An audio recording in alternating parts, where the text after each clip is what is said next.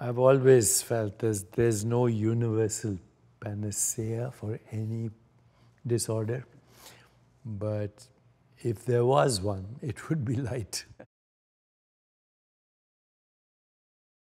It's interesting when something like this happens, it seems obvious, right? Mm-hmm.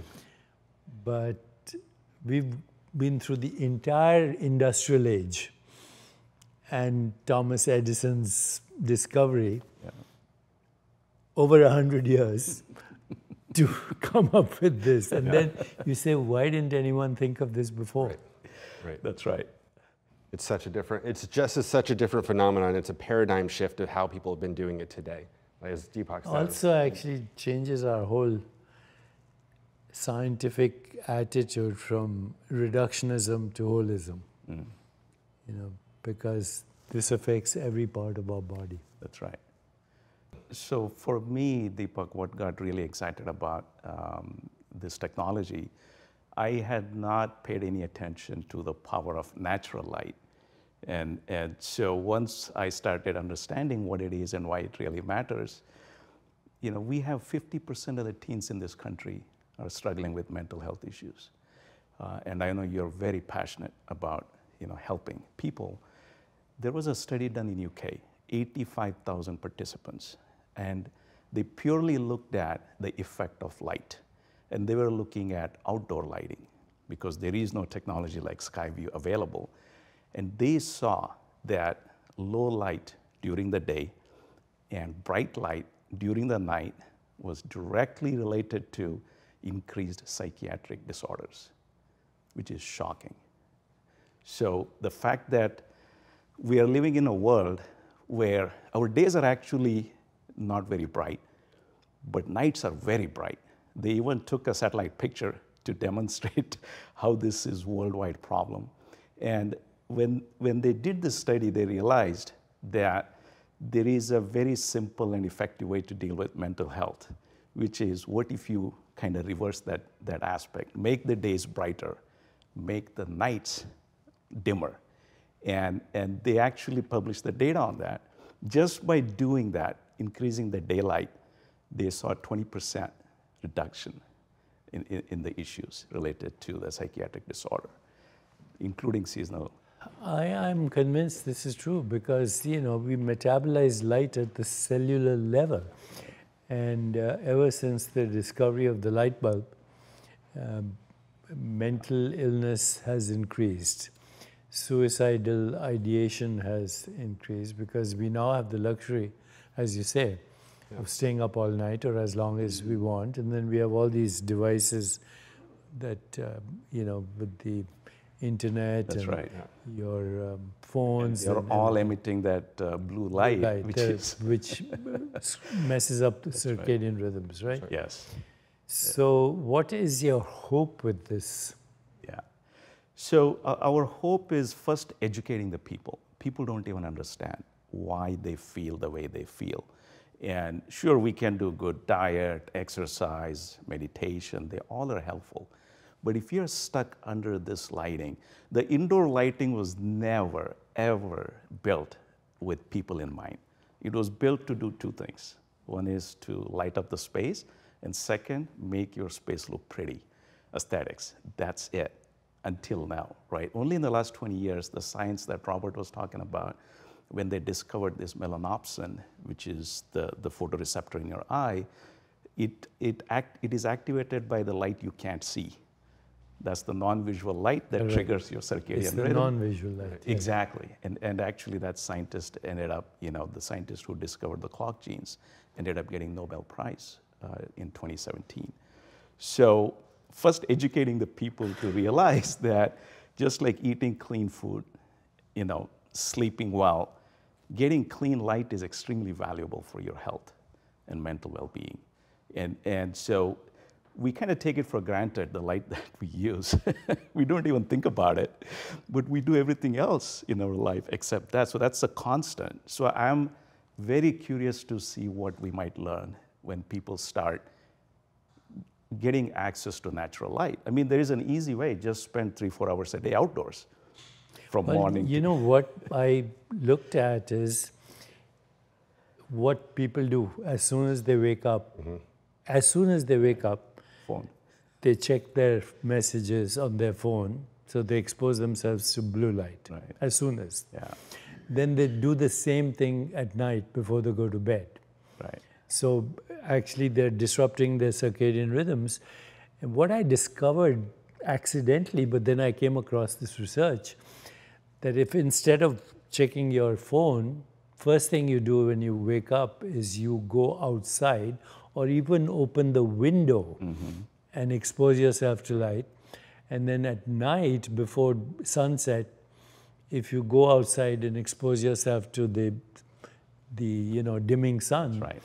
it resets your biological rhythms. But what you're saying, this can be done automatically. Exactly. So the whole concept was nobody has time to go spend 3-4 hours a day outdoors. Evening can help from a circadian perspective, but people don't do that. So what research that Robert and the team have been doing for almost 18 years now, we have worked with Harvard University. They actually did a study and they published the results. We can get into that. Cincinnati Children's Hospital, their NICU, they did the research. They were blown away with the effect that it had. And so the idea here is that can you bring outdoor light in its most natural form indoors? And it's really hard to do that. You can't do it in any lighting fixture. And you needed a shape like that because we are showing that color dispersion that happens, in the sky. It's not just the sunlight, it's actually sunlight and the sky together, what our eye sees. And that's what that product is. It has won many design awards because it's also aesthetically very pretty, especially when it goes through all the different phases. Yeah, so I started off my career at NASA to help the astronauts who are on space station set their circadian rhythms, and they orbit the Earth every 90 minutes. They see a sunrise every 90 minutes. And so our biology doesn't know how to handle that kind of information. So we created a lighting system to create a 24-hour cycle, and using the new biology and the new science that we were understanding at the time to pinpoint the receptors that drive our circadian rhythm. So we were able to create a 24-hour cycle on space station. And so that was 14 years ago we started that.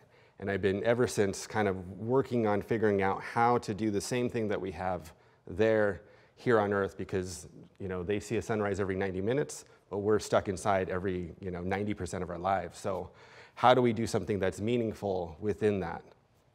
So we kind of looked at it from everything that is important from what's going outside. So it gives you your personal sunrise, which is going through right now. So you can kind of see the sky glow first, and the sun kind of elevates up with that nice red glow that we expect. A really nice way to wake up in the morning, helps with your cortisol awakening response, so you get up feeling refreshed and ready to go. Goes into the daytime, which is right here. You spend the most of your time with that setting. And then at the end of the day, the sunset kind of helps you wind down. And it's all gearing at these specific photoreceptors in our eyes that are projecting to all these different regions of the brain. So it's not just what we see, but it's going to other regions of the brain that are affecting our mood, our vigilance, our alertness, and our circadian rhythms, which is going to set us up for better sleep. So we just try to make this a personalized solution. And so you could set it up if you have a certain lifestyle, and Deepak might have a different lifestyle, and I might have a different lifestyle. I have young kids. I might have to do some things that are different. So it could be individualized to each and every one of us. And that's kind of the essence. I'm just totally fascinated by the fact that all life on our planet ultimately is light and photosynthesis. Right. And it's quantum mechanical. That's one of the things that we now know for sure, that photosynthesis is quantum mechanical. Okay, that it obeys the laws of entanglement, which means total correlation. And I've been looking up on all these AI platforms right now, like ChatGPT and Bing, and now there's something called Google Bard. And I ask, is our biological apparatus, is the biological organism, not just of the human species, but all species, at a fundamental level, it has to be quantum entangled. It has to be. Otherwise, how does a human body think thoughts, play a piano, kill germs, remove toxins, make a baby all at the same time? It's a correlated activity while it's tracking the movement of stars and planets as its own biological rhythms. So not only is light the basis of all life on this planet, but every biological organism, not just humans, is regulated by these cosmic rhythms, and we are actually dancing to these rhythms even though we can't hear the tune. Our biology is entangled, and every species has its own bioreceptors for how it metabolizes light. So a bat at night or an owl at night has a completely different biological response, but yet maintains its circadian rhythms because its receptors, both to visible and invisible light, are perfectly tuned in to the cosmic symphony. We are the only species, by the way, who doesn't do this. And and now not only are we getting depressed, but our pets, our dogs and cats are getting depressed because we have domesticated them and we give them this artificial blue light.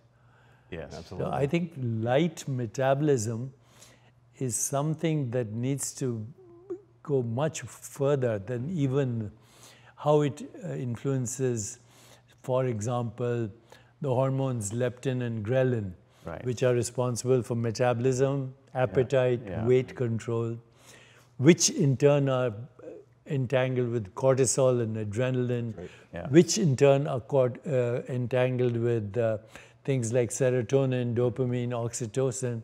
It's one system. We try and divide it, and the solution actually seems to be very simple. You just replicate what nature was doing. Exactly. And it is very hard to do that. It took but I so think much. Ever since Thomas Edison gave us the light bulb, we've seen increase in chronic illness, increase in inflammation, light affects the microbiome ultimately through various neural pathways. So, even the health of the microbiome, this area needs to be studied and mathematically understood in terms of quantum entanglement, quantum metabolism. Because this is at a quantum level. And ultimately everything in the universe is entangled. Yeah, that's pretty amazing the way you summarize that. In terms of the research, Deepak, in the last 15 years alone, 360,000 publications have been put out there on light and its effect on human health. Robert, you should talk about that publication that actually showed the chart, from the baby, even before it's born, to us, reaching our end, how at each phase light has shown, or lack thereof, affecting our health. Yeah, absolutely. I mean, we've done some work with NICU, Cincinnati Children's Hospital specifically, looking at how light can affect development at that early stage, and that may be the difference between, survival or not. So we're looking at specific wavelengths. Again, talking to what you're speaking about is keeping the rhythm of what they were getting before while they're in utero. So looking at that sort of thing and the longevity. So I think that what we've seen is interesting is that, as you kind of mentioned, we get very complicated as we get older. But when you have a premature baby, they don't know any better, and you see very dramatic effects of the lighting environment that provided. On the other end, as we get older, we see the same thing, that it affects their daytime behavior, their nighttime wandering, all the things that become very basic as you become older. And then, of course, us as we get very complicated, and light is just an afterthought. We just neglect it. And so I think that this is the problem that we've had, is that we've kind of, I wouldn't say neglected light, but we have really not given it its just due. It's more valuable than what we give it credit for. You think light probably epigenetically modifies gene activity, Absolutely. gene In expression. fact, one other publication, Deepak, talks about 43% of genetic expression is directly tied to light. I believe that because light is the basis of life, Right. right? Absolutely. Absolutely. Yeah, they even talked about if you only focused on the protein coding genes, 90% of those are either disturbed or doing right just because of the light. So light does play, as you say, at a molecular So level. sleep-wake cycles, appetite, digestive processes, sensory processing, perceptual activity, Cognition, moods and right. emotions Yes. are all one phenomenon. That's right. Yeah, I mean, that UK study, what shocked me is they actually accounted for age, sex, profession, all of that. If you took all those variables out and if you made only the light, the daytime light, if you gave those people more daytime light, the odds of them having major depressive disorders goes down by 20%. Just that one thing during the day. And probably affects inflammation, microbiome, neuropeptides, immunomodulators, all of that. Right? That's right. So how is this programmed right now to the outside? It's through an app, and the app has the local information, so the local sunrise, sunsets, and it basically can work automatically. I think it's a solution for even weight problems, because weight problems are linked to disruptive hormonal cycles, ghrelin, leptin, and light is directly connected to not only what we call melatonin. Melatonin, of course, the principal hormone identified, but these hormones are correlated with all the others, including the immunomodulators that regulate our moods, and appetite and metabolism. So light therapy could be the solution to overweight, type 2 diabetes, things like that, because until now there's nothing. Right. Recently there's been a spate of publications on Ozempic and all these, and now we're seeing that the people are committing suicide, dying from suicide as a result of that. Yes. Yeah, I think that's why I'm a big believer that the best solution usually is the most simple and as natural as it's going to get. Like the meditation, the breathing exercise that you teach. I do that when I get tense. It immediately... Well, this has been a very interesting conversation. Let me see how we can actually expand this, both on a scientific level. Yeah. Let's explore this all the way. Yeah. No, thank you. Thank you for your time, Deepak. you. Really appreciate it. Very excited that we could spend some time. And I know you just came back from India. You must be exhausted. I'm fine, actually. I'm using the light. Yeah.